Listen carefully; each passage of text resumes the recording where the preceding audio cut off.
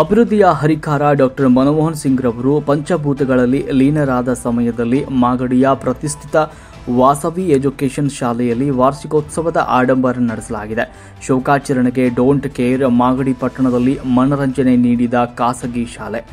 ಮಕ್ಕಳಿಗೆ ಉಚಿತ ಮತ್ತು ಕಡ್ಡಾಯ ಶಿಕ್ಷಣ ದೊರಕಿಸಿಕೊಡಲು ಕಾಂಗ್ರೆಸ್ ನೇತೃತ್ವದ ಯುಪಿಎ ಸರ್ಕಾರದ ಅಂದಿನ ಪ್ರಧಾನಿ ಡಾಕ್ಟರ್ ಮನಮೋಹನ್ ಸಿಂಗ್ ರವರು 2009ರಲ್ಲಿ ಕ್ರಾಂತಿಕಾರಕ ಶಿಕ್ಷಣ ಹಕ್ಕು ಕಾಯ್ದೆಯನ್ನು ಜಾರಿಗೆ ತಂದಿದ್ದರು. ಮಾಜಿ ಪ್ರಧಾನಿ ಮನಮೋಹನ್ ಸಿಂಗ್ ರವರು ವಿಧಿವಶರಾದ ಹಿನ್ನೆಲೆಯಲ್ಲಿ ರಾಜ್ಯದಲ್ಲಿ 7 ದಿನಗಳ ಕಾಲ ಶೋಕಾಚರಣೆಗೆ ಕರೆ ನೀಡಲಾಗಿದೆ. ಈ ವೇಳೆ ಯಾವುದೇ ಮನರಂಜನೆ ಕಾರ್ಯಕ್ರಮಗಳನ್ನು ನಡೆಸಬಾರದು ಎನ್ನುವಂಥ ಕಡ್ಡಾಯ ಸೂಚನೆ ಸಹ ನೀಡಲಾಗಿದೆ. ಆದರೆ ಈ ಸೂಚನೆಯನ್ನು ಲೆಕ್ಕಿಸದೆ ಮಾಗಡಿ ಪಟ್ಟಣದಲ್ಲಿ ರಾಜಾರೋಷವಾಗಿ ವಾಸವಿ ಎಜುಕೇಷನ್ ಟ್ರಸ್ಟ್ ಆಡಂಬರದ ವಾರ್ಷಿಕೋತ್ಸವ ಪ್ರದರ್ಶನವನ್ನು ನೀಡಿದ್ದಾರೆ.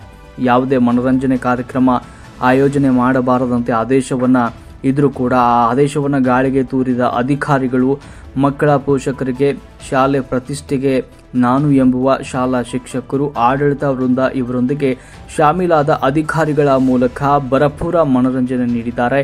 ಇಂತಹ ಅಧಿಕಾರಿಗಳ ವಿರುದ್ಧ ಕ್ರಮ ಇಲ್ಲವೇ?